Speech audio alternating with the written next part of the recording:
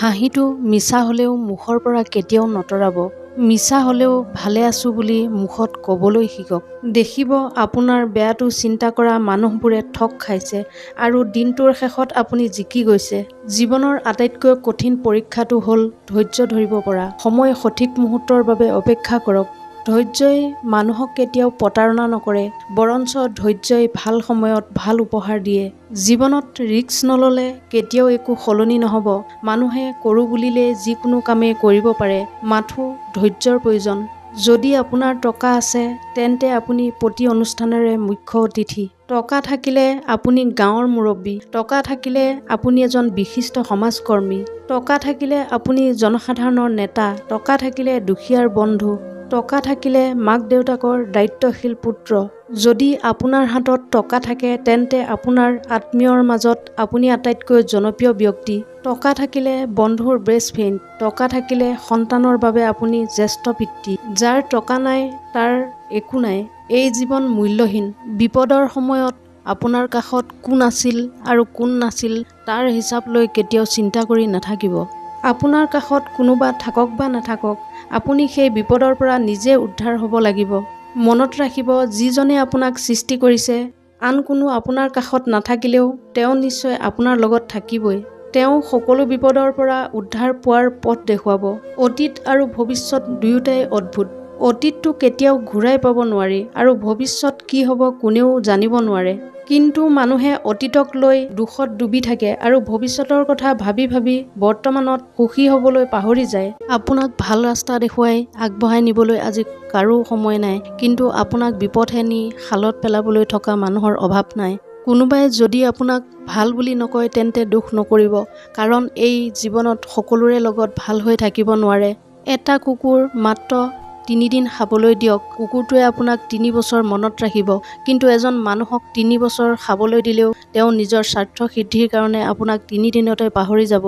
জীৱন যাত্ৰাত ভাটৌ চৰাইৰ দৰে হ'ব নালাগে, ঈগলৰ দৰে হ'ব লাগে, কাৰণ ভাটৌৱে কথা ক'ব পাৰিলেও ওপৰলৈ উৰিব নোৱাৰে, কিন্তু নীৰৱ যদিও ঈগলে আকাশ চুব পাৰে। যদি মন বেয়া লাগে, যদি অসহায়ৰ দৰে লাগে, তেন্তে এইটো কথা মনত ৰাখক, আপোনাৰ মূৰৰ ওপৰত যদি এখন চালি আছে, শৰীৰত যদি বস্ত্ৰ আছে, যদি দুবেলা দুমুঠি খাবলৈ পাইছে আৰু নিশা শুবলৈ বা বিশ্ৰাম কৰিবলৈ যদি অকণমান ঠাই পাইছে, তেন্তে বুজিব পৃথিৱীৰ 75% লোকতকৈ আপুনি ধনী।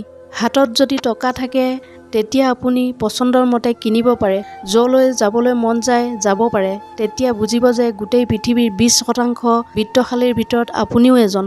সুস্থ সবল নিৰোগী শৰীৰ এটা লৈ যদি আপুনি আজিৰ দিনটো পাৰ কৰিব পাৰিছে, তেন্তে ভাবি লওক পৃথিৱীৰ লাখ লাখ মানুহৰ তুলনাত আপুনি এজন ভাগ্যৱান। জীৱনটোত পোৱা নোপোৱাৰ হিচাপ নিকাচ নকৰিব, যিখিনি পাইছে তাকে লৈ উপভোগ কৰক।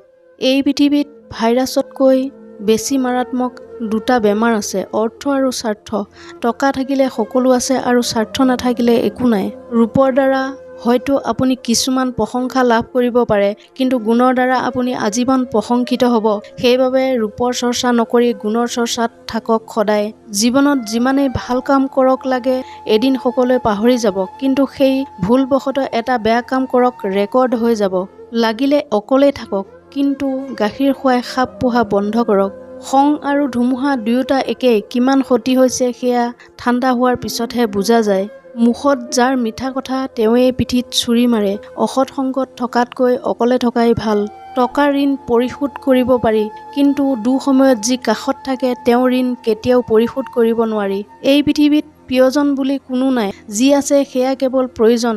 যেতিয়া প্ৰয়োজন শেষ হয় তেতিয়া প্ৰিয় মানুহবোৰেও ৰং সলায়। খঙক মনত ঠাই দিলে সম্পৰ্ক নষ্ট হয়, অভিমান মনত পুহি ৰাখিলে দূৰত্ব বৃদ্ধি হয়, কিন্তু সকলো ভুল ক্ষমা কৰি দিলে প্ৰতিটো সম্পৰ্ক স্থায়ী হয়। ভালপোৱাখিনি বুজাবলৈ বহু কিবাকিবি কৰাৰ প্ৰমাণ দিয়াৰ কোনো প্ৰয়োজন নাই। যি সঁচাই ভাল পাব বিচাৰে, যি আপোনাক বুজিব বিচাৰে, তেওঁ আপোনাৰ চকুলৈ চালেই সকলো বুজিব, আৰু যি অবুজ, যি বুজিবলৈ চেষ্টা নকৰে, তেওঁৰ বাবে গোটেই জীৱন দিলেও তেওঁ বুজি নাপায়। মানুহ হ'বলৈ হ'লে মনুষ্যত্ব থকা দৰকাৰ। চালাকটো শিয়ালো হয়, মা দেউতাই দিয়া শিক্ষাই প্ৰকৃত শিক্ষা। স্কুল কলেজত আমি কেৱল ডিগ্ৰীৰ শিক্ষাহে লাভ কৰোঁ। মানুহে এনে এক প্ৰাণী যাক বিশ্বাস বা অবিশ্বাস কোনোটোৱে কৰিব নোৱাৰি। বিশ্বাস কৰিলে প্ৰতাৰিত হ'ব আৰু অবিশ্বাস কৰিলে হেৰুৱাব লাগিব। নিশা হ'লে আন্ধাৰত যিজনে অকলে দুখত ভাঙি যায় সেইজনেই মনৰ সকলো ব্যথা লুকুৱাই দিনৰ পোহৰত আনক হহুৱায়। আনৰ দৃষ্টিত বেয়া হ'বলৈ বেয়া কাম কৰাৰ প্ৰয়োজন নাই। উচিত কথা ক'লেই আপুনি মানুহৰ চকুত বেয়া হৈ পৰিব।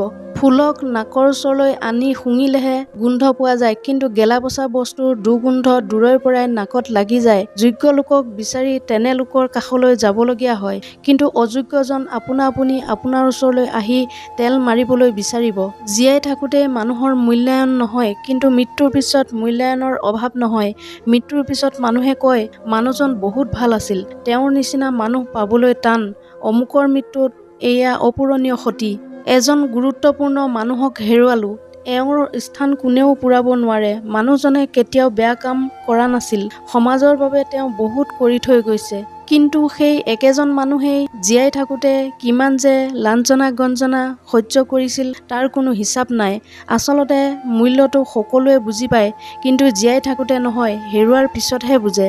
কাকো কেতিয়াও বেয়া ব্যৱহাৰ নকৰিব, কাৰণ মৃত্যুৰ পূৰ্বে ক্ষমা খুজিবলৈ তেওঁক হয়তো বিচাৰি নাপাবও পাৰে। ক্ষমা পাব শিশুকালত, কষ্ট পাব বৃদ্ধকালত, যৌৱন হ'ল শ্ৰেষ্ঠকাল, কৰ্ম কৰক ইহকালত। এনেধৰণৰ মটিভেশ্যনেল ভিডিঅ' পাই থাকিবলৈ মোৰ চেনেলটো ছাবস্ক্ৰাইব কৰি ৰাখিবলৈ নাপাহৰিব। পুনৰ অন্য এটা ভিডিঅ'ৰ সৈতে লগ পোৱাৰ প্ৰতিশ্ৰুতিৰে আজিৰ এই খণ্ডটোৰ পৰা বিদায় লৈছোঁ। ধন্যবাদ।